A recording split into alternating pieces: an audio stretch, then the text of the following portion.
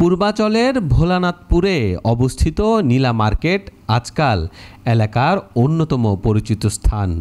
মজাদার খাবার ও কাঁচা বাজারের জন্য পরিচিত এই মার্কেটের নাম নিয়ে অনেকের মনে প্রশ্ন আসে, নীলা মার্কেট কেন? নীলা মার্কেটের জমি পূর্বে ব্যক্তি মালিকানাধীন ছিল। 2010 সালের দিকে ফেরদৌসী আলম নীলার পরিবার সেখানে অস্থায়ী দোকান ভাড়া দিয়ে পরিচালনা শুরু করেন।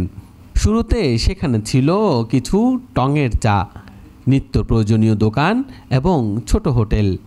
2013 সালে পূর্বাচলের নতুন আন্তর্জাতিক ক্রিকেট স্টেডিয়াম নির্মাণের জন্য সরকার জমিটি অধিগ্রহণ করলে রাজুক দোকানগুলো ভেঙে দেয়।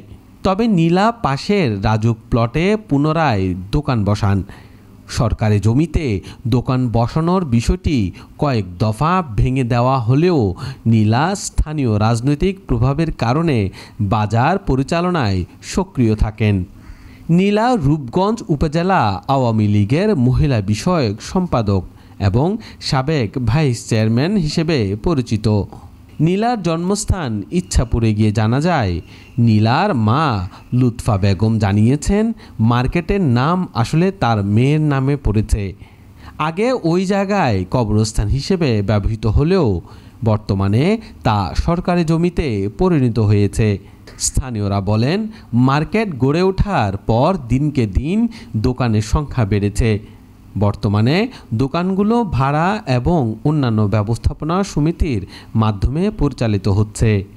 নীলাম মার্কেট এখন শুধু খাবার ও কাঁচা বাজারের কেন্দ্র নয়, বরং স্থানীয় মানুষের কাছে একটি গুরুত্বপূর্ণ সামাজিক জায়গা।